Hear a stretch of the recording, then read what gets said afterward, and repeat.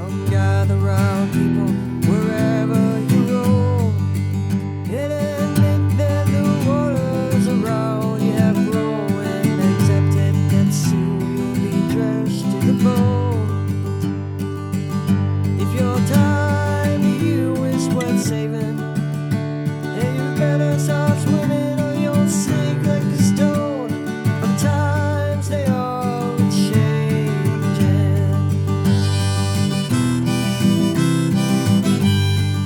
Hey there, my name's Dave and welcome to another Guitar Zero to Hero song tutorial. In this lesson, I'm going to teach you how to play The Times They Are a-Changin' by Bob Dylan. For the basics, you'll just need a guitar in standard tuning and you won't need a capo. Now, if you want to master your chords back to front, then be sure to head over to guitarzerotohero.com to pick up my free guitar ebook. Or if you're fairly new to guitar and you're looking to build a strong and solid foundation but you don't know where to start, then be sure to check out my Chords Strumming Premium guitar course and membership. I'll leave a link to it in the description below. Let's jump into the lesson. Now, this song in general is very simple, but the trickiest part is just remembering the chord progressions because they do differ from verse to verse and from break to break. Let's get stuck into this song, and I'm going to teach this as close as possible to the studio recording in terms of structure and also the chord shapes that are used. If you watch Bob Dylan's live performances of this, he actually does change the chord progressions from time to time, especially in the break sections. He also uses slightly different fingerings to what I'll teach you here, but as I mentioned, I'm trying to replicate the sound of the studio recording. For the intro, we're just going to play the G chord for a few times. Now, this is the 4-finger G chord that I'm using here. So middle, ring, and pinky fingers on the 3rd frets of the 6th, 2nd, and 1st strings, and index finger on the 2nd fret of the 5th string. You can just sort of simplify that a little bit if you want and just focus on the middle and ring finger on the 3rd frets of the 6th and 2nd. And the 5th string can just sort of be muted as you reach the middle finger across to fret the 6th string. So that's, I guess, a simpler way of getting the G chord. Gives you most of the sound of this full G chord as well. Now, in terms of strumming pattern, we can use the same strumming pattern throughout the entire song. There's 2 different options here. You can just strum on each beat, so 1, 2, 3, and on repeat, 1, 2, 3, 1, 2, 3. Or alternatively, you could use this strumming pattern down, down, up, down, up. Or 1, 2, and 3, and 1, 2, and 3, and I'm going to be using that second strumming pattern for the song, but feel free to mix it up as you feel as well. Now, one other tip with that strumming pattern is that on the first beat, you really want to focus on the root note of the chord. And then for the rest of the strumming pattern, you can focus on the higher strings. So 1, 2, 3, 1, 2, 3. It gives that strumming pattern a little bit more feel rather than just strumming the entire thing like this, which can be a little too abrasive. So that's it for the intro, just the G chord for 3 bars.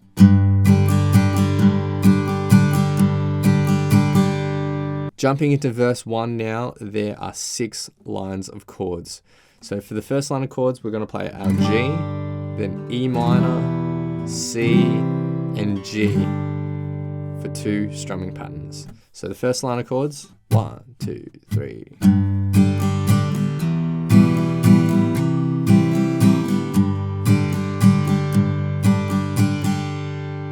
The second line of chords is our G, E minor, C, and then a D chord. So the second line of chords, 1, 2, 3.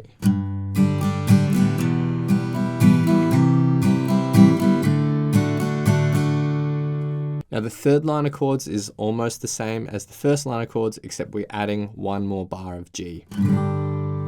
The fourth line of chords is G, then A minor, and then D for 2 bars. So the fourth line, 1, 2, 3.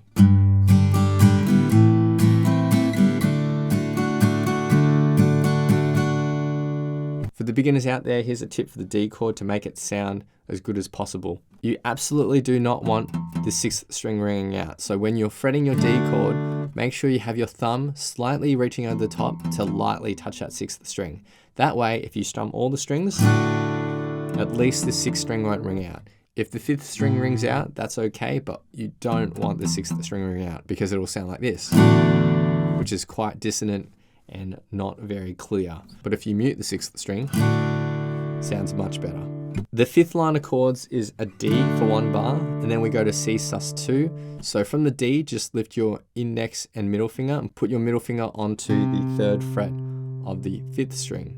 As you reach over to hit that 5th string, you'll be lightly touching the 4th string below it as well with your middle finger, and that will sort of mute that string. And we just want to sort of focus on those middle 4 strings there as you're strumming. Again, you can mute the 6th string with your thumb reaching over the top. So we play this chord for 1 strumming pattern, and then we go down to a G/B. So from this position, just move your middle finger and put your index finger on the 2nd fret of the 5th string. Play that for 1 bar, and then to the D for 1 bar. So the 5th line of chords, 1, 2, 3.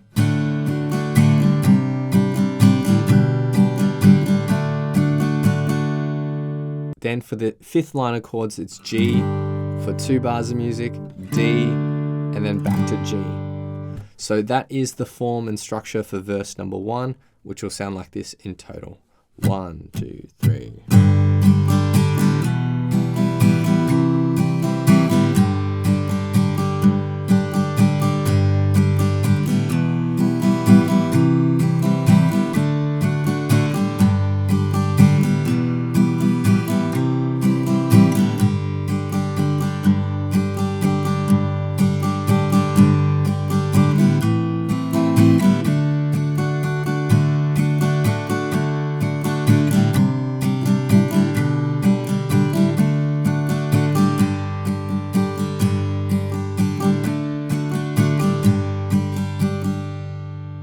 That is played at a slower speed, of course, so you can keep up, but in the actual recording, you'll need to speed it up a tiny bit more.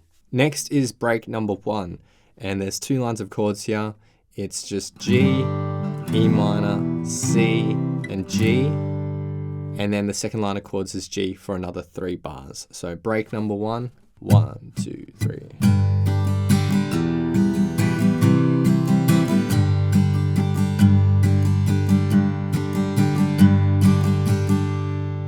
Okay, next we get to verse number 2. Now, verse 2 is similar to verse 1, except we're removing a couple of bars.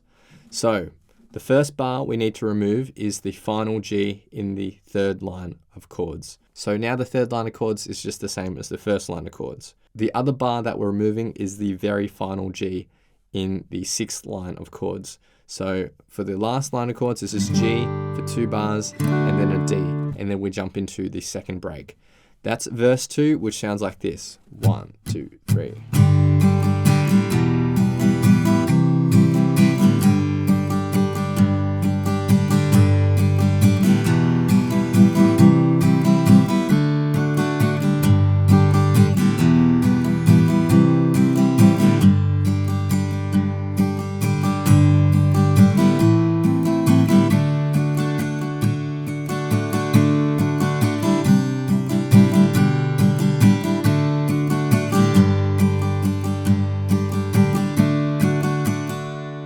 Okay, now we get to break number 2. There's 3 lines of chords here. The first line of chords is the same as the first line of chords for the verses so far. So G, E minor, C, and 2 bars of G.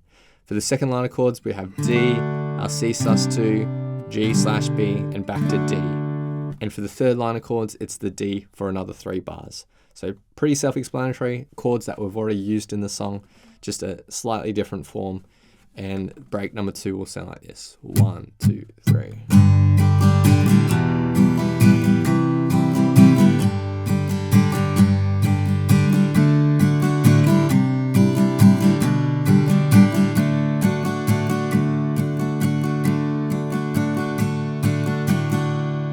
Next is verse 3, which is also the same as verse 4 and 5. Now these verses are almost the same as verse 1, but again, we are making a couple of minor changes. So the first one is in the 3rd line of chords. We are again removing that 3rd G chord at the end of the 3rd line of chords. And the only other change is that for the 2nd bar in the 6th line of chords, instead of a G, we are now changing that to a C. So with those 2 changes in mind, verse number 3, 4, and 5 sound like this. 1, 2, 3.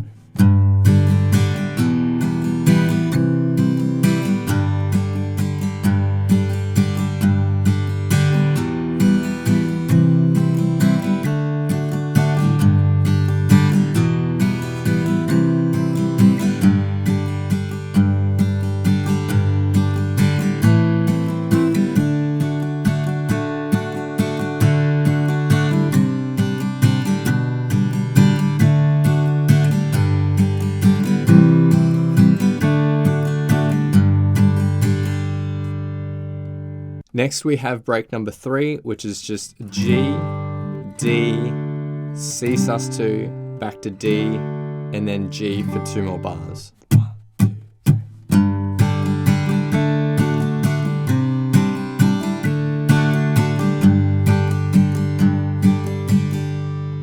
Then there's verse 4 that we've already learnt, and break 4. Break 4 is shown below. It's 4 lines of chords, which will sound like this. 1, 2, 3.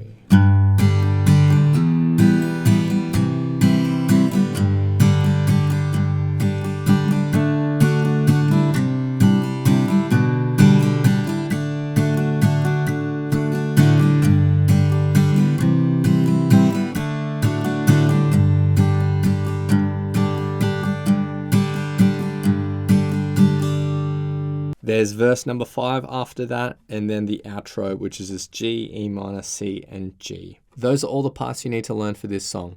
Now again, I will say that this song is very simple, it's very beginner friendly, but the trickiest part is really remembering the chord progression, because it does vary between verse to verse and from break to break, and they are quite long chord progressions as well. The other thing I'd like to note is that you can use slightly different chord fingerings if you'd like. For example, for the G chord, instead of using the 4-finger G chord, you could use a really lazy G chord that Bob Dylan uses, and he just uses his ring finger on the 3rd fret of the 6th string. And as he frets that 3rd fret of the 6th string, he's lightly touching the 5th string below it. There's no need to hit that 1st string. You can use that really simple G chord if you want. However, as I mentioned at the start of this lesson, in the studio recording, I'm hearing this note definitely within the G chords, so that's why I'm using the 4-finger G chord. But you can mix up your fingerings to whatever is more comfortable for you.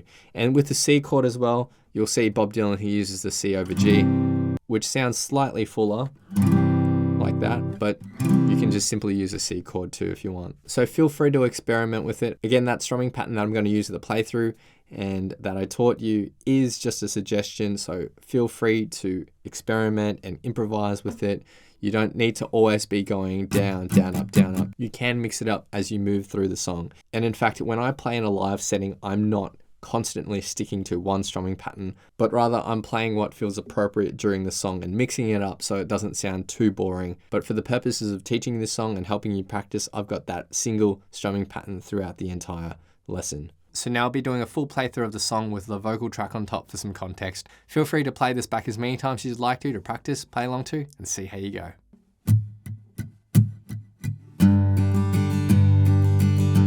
Come gather round, people, wherever you roam. It admit that the waters around you have grown, and accept it that soon you'll be drenched to the bone. If your time to you is worth saving, then you better start swimming or you'll sink like a stone. From times they are changing.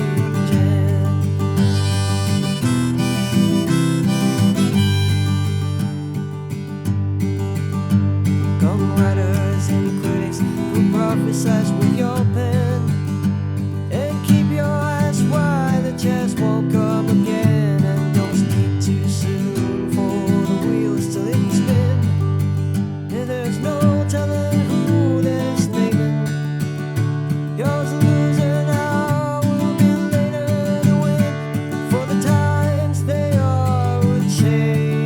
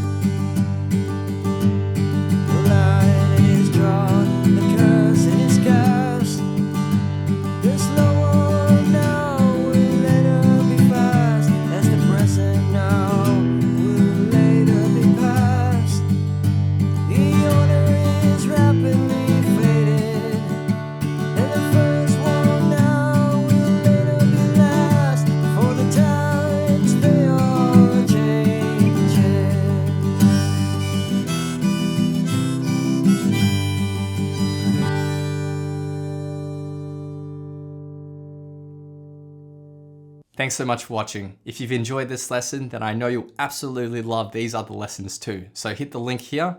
Or if you want to grab a copy of my free guitar ebook, then head over to guitarzerotohero.com or click the link here. Thanks so much, and I'll see you guys next time on Guitar Zero to Hero. Cheers.